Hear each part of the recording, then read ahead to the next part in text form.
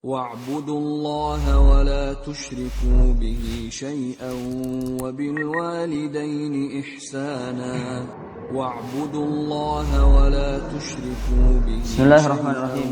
وبالوالدين السلام عليكم ورحمة الله وبركاته. الحمد لله والصلاة والسلام على رسول الله وعلى آله وأصحابه ومن والاه.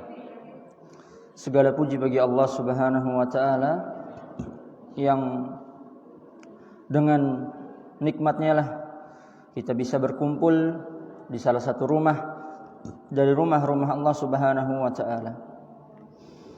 Salawat serta salam senantiasa tercurahkan kepada Nabi kita tercinta, Nabi Muhammad sallallahu alaihi wasallam, pada seluruh keluarga beliau, para sahabat beliau, dan orang-orang yang senantiasa mengikuti sunnah beliau hingga hari kiamat kelak.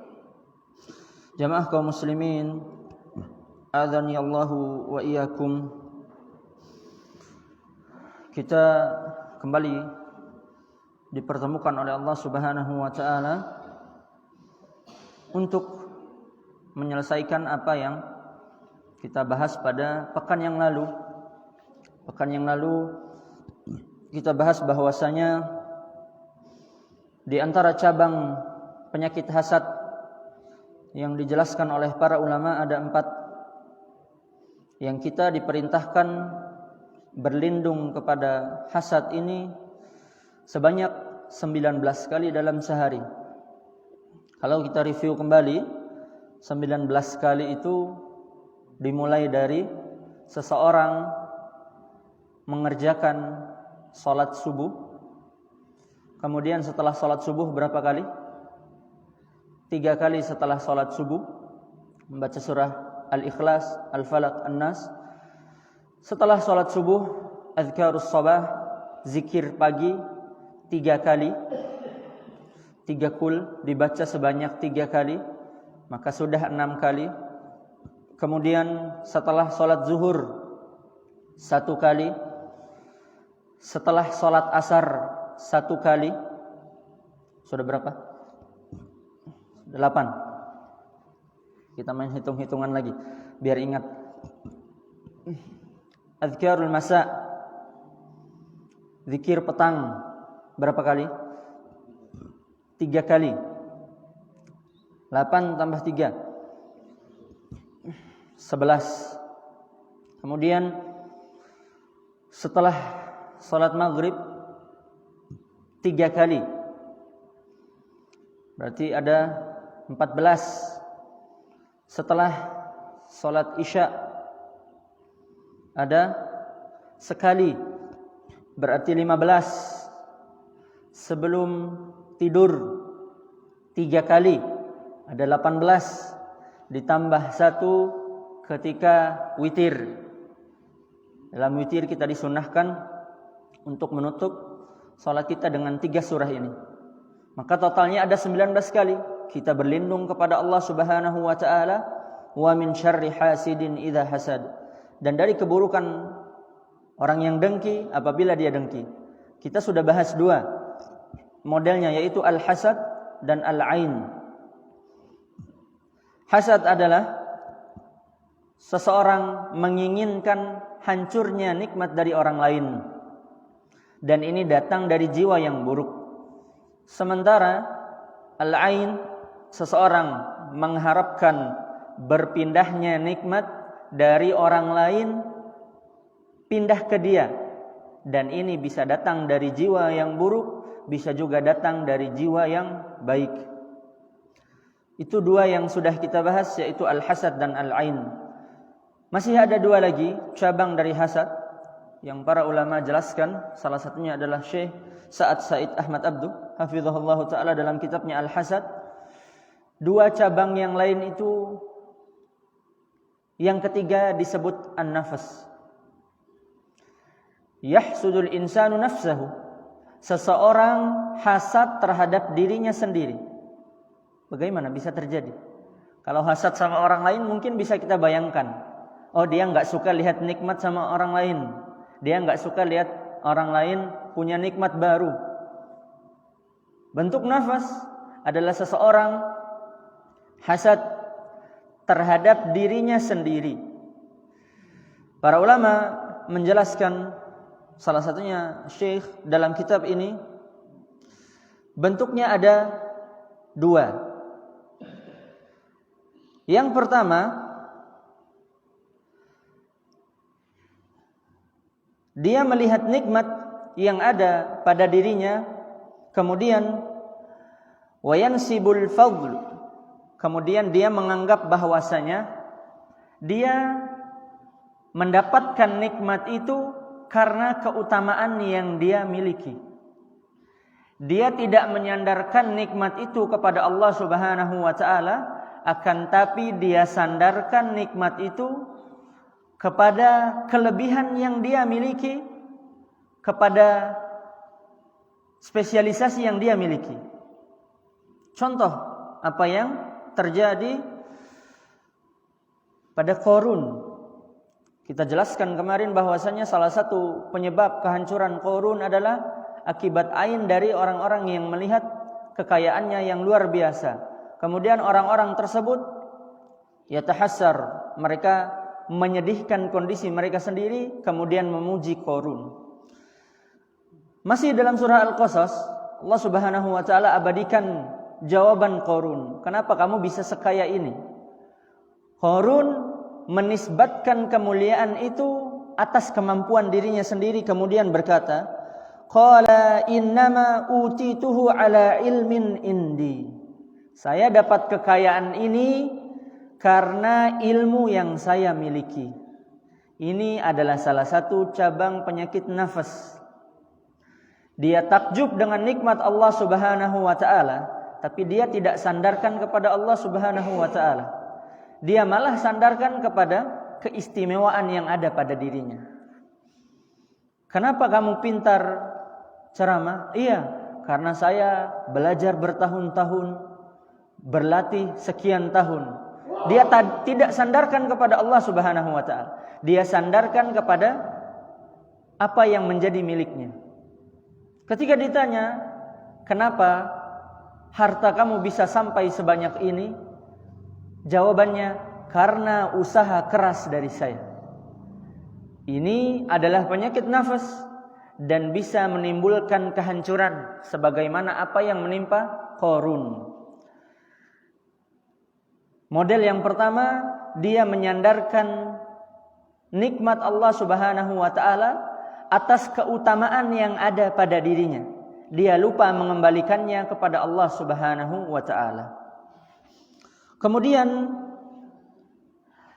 model yang kedua dari penyakit an-nafas, bentuk seseorang hasad, dengki terhadap dirinya sendiri, dan dia tidak sadar dia sedang dengki terhadap dirinya sendiri, adalah ya'taqidu, dia berkeyakinan annahu sahibul ikram. Dia berkeyakinan bahwasanya dia layak untuk dimuliakan oleh Allah Subhanahu wa taala. Ketika ditanya, "Kenapa anak-anakmu jadi anak-anak yang saleh, jadi anak-anak yang salehah?" Dia katakan, "Karena memang saya layak mendapatkan itu." Ini adalah bentuk penyakit nafas model yang kedua. Kalau model yang pertama, dia menyandarkan nikmat itu karena keutamaan yang dia miliki. Model yang kedua, dia menyandarkan nikmat itu karena meyakini dia adalah orang yang pantas dapat itu. Ketika ditanya, "Kenapa kamu mampu bangun sholat malam, mencari Lailatul Qadar?" Dia katakan, "Karena muka-muka seperti saya ini memang pantas dapat Lailatul Qadar." Dia berkeyakinan bahwasanya dia adalah orang yang pantas mendapat kemuliaan itu. Contohnya ada dalam surah Al-Kahfi, penyakit an-nafas model yang kedua dalam surah Al-Kahfi, tentang kisah pemilik kebun. Kebun yang begitu luas, hasilnya begitu banyak. Allah Subhanahu wa taala abadikan dialog dua orang sahabat. Salah satunya memiliki kebun yang sangat luar biasa. Dalam ayat 35 Allah Subhanahu wa taala abadikan perkataannya, wa dakhala jannatahu wa huwa zalimun li nafsihi. Dan dia memasuki kebun kesayangannya, wa huwa zalimun li nafsihi. Allah gunakan kalimat zalim li nafsihi. Dia masuk kebunnya sementara dia sedang zalim terhadap dirinya sendiri. Dia sedang tertimpa penyakit nafas. Dia zalim sama dirinya sendiri tapi dia enggak sadar. Sama penyakit nafas itu, dia hasad terhadap dirinya sendiri tapi dia enggak sadar. Qala ma adunnu an tabida hadhihi abada. Apa bentuk kezaliman dia? Dia takjub melihat kebunnya, kemudian dia katakan, wah, saya mengira kebun ini enggak akan pernah hancur. Saya mengira kebun ini akan terus eksis untuk anak keturunan saya. Kebun ini akan bertahan selama 7 turunan. Kemudian dia lanjutkan perkataannya di ayat berikutnya, wa ma adhunnu as-sa'ata qa'imah, dan saya tidak menyangka bahwa kiamat itu akan datang. Kebun ini akan terus ada. Saya enggak percaya dengan hari kiamat. Wala irudittu ila rabbi la ajidanna khairam minha munqalaba. Lihat bentuk kalimat kepedean dari orang ini. Jika seandainya saya kembali ke Rabb saya, jika seandainya saya meninggal dunia kembali bertemu Allah Subhanahu wa taala, saya akan dapat kebun yang jauh lebih baik dari kebun ini. Yang pertama, dia mengingkari hari kiamat. Yang kedua, dia masuk ke dalam kebunnya dengan pandangan takjub. Saya tidak akan melihat kebun ini pasti akan terus berkembang. Tidak akan pernah hancur. Dan saya kalau mati, saya pantas dapat surga. Maksud dia, kebun yang lebih baik dari kebunnya yang sekarang adalah dia pasti masuk surga. Maka ini adalah bentuk nafas. Dia melihat dirinya adalah orang yang pantas atas nikmat tersebut. Dan ini adalah penyakit yang sangat berbahaya. Kemudian di ayat-ayat berikutnya Allah Subhanahu wa taala ceritakan akibat yang dia rasakan atas penyakit yang dia sendiri timbulkan. Wa huwa zalimun li nafsihi. Dia zalim terhadap dirinya sendiri. Setelah temannya menasihatinya, kemudian Allah Subhanahu wa taala ceritakan wa uhita bi thamarihi. Kebunnya hancur, kering. Tiba-tiba dia syok. Fa asbaha yuqallibu kaffaihi ala ma anfaqa fiha. Kemudian saking syoknya, dia melihat kebunnya yang hancur, yang dia mengira kebun ini tidak akan pernah hancur selama-lamanya. Pasti akan bertahan untuk anak cucu saya. Sampai-sampai dia mengingkari hari kiamat. Dia membolak-balikkan telapak tangannya. Di antara para ulama tafsir menafsirkan maksud kalimat yuqallibu kaffai, dia membolak-balikkan telapak tangannya karena dia sudah tidak mampu menggenggam. Tangannya lumpuh. Saking syoknya dia melihat kebunnya hancur. Saking syoknya dia melihat kebunnya kering. Allah hancurkan dalam waktu sekejap. Dia tidak bisa menggenggamnya. Dia hanya bisa membolak-balikkan telapak tangannya. Sisa-sisa buah yang tersisa hanya mampu diletakkan di atas telapak tangannya, tanpa mampu dia menggenggamnya. Kemudian dia menyesali keadaannya. Maka penyakit yang ketiga adalah an-nafas.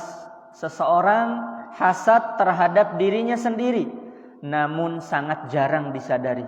Bentuknya ada 2. Dia mengira dia dapat ilmu itu, dia dapat nikmat itu atas keutamaan yang dia miliki, atas ilmu yang dia miliki, atas kepintaran yang dia miliki. Atau bentuk yang kedua, dia mengira bahwasanya dia adalah orang yang cocok untuk nikmat itu. Dia adalah orang yang pantas. Ketika ditanya, "Kenapa kamu bisa sekaya ini?" Jawabannya dengan sombong mengatakan, "Iya, muka-muka seperti saya ini memang cocok dapat harta seperti ini." "Kenapa kamu punya istri yang salehah?" Kemudian dia jawab, "Iya, muka-muka seperti saya ini memang pantas dapat jodoh yang salehah."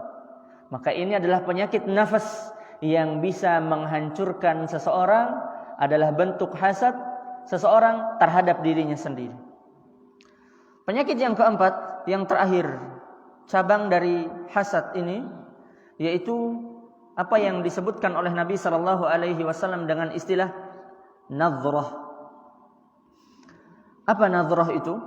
Secara bahasa, nadhrah adalah pandangan. Perkataan Nabi SAW ini ada dalam hadis Ummu Salamah radhiyallahu taala anha, anna Nabi SAW ra'a fi baitiha jariyah. Bahwasanya Nabi SAW melihat dalam rumah Ummu Salamah seorang budak wanita, budak kecil, fi wajhiha saf'atun, di wajahnya itu ada tanda hitam. Saf'ah adalah warna kehitaman yang muncul karena penyakit nadhrah ini. Saf'ah berbeda dengan tanda lahir.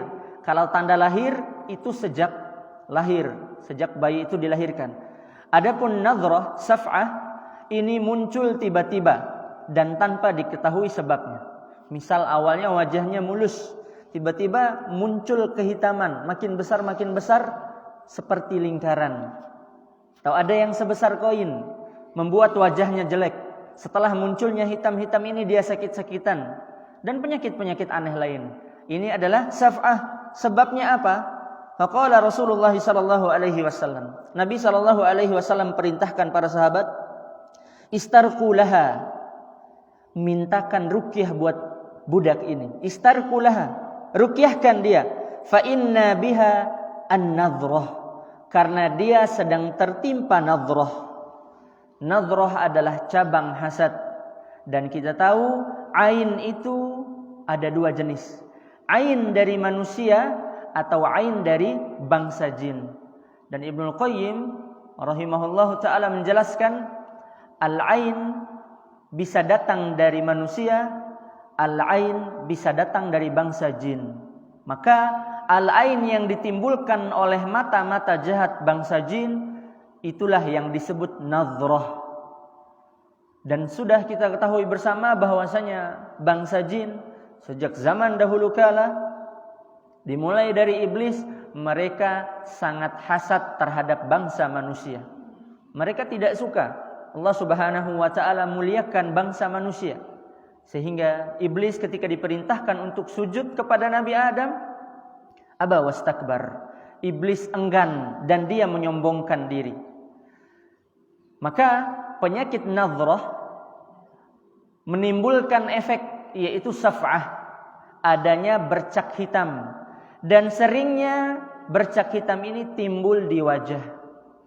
Jadi kalau kita lihat ada orang yang awalnya cantik atau awalnya ganteng, tiba-tiba setelah sakit, misalnya demam 2 hari, tiba-tiba muncul titik hitam di wajahnya, atau bisa di anggota badan yang lain, maka ini adalah salah satu sebabnya penyakit nadhrah, karena pandangan jahat mata-mata dari bangsa jin.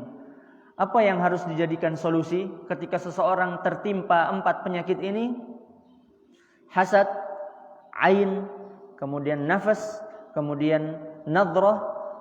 Solusi yang disampaikan oleh Nabi SAW adalah istarqu laha, mintakan dia ruqyah. Sementara kita tahu di hadis yang lain Nabi SAW secara tidak langsung melarang seseorang untuk minta ruqyah. 4 keutamaan, 4 ciri orang-orang yang masuk surga tanpa hisab dan tanpa azab. Yastarqun, tidak minta diruqyah. Wala yaktawun, tidak melakukan kai.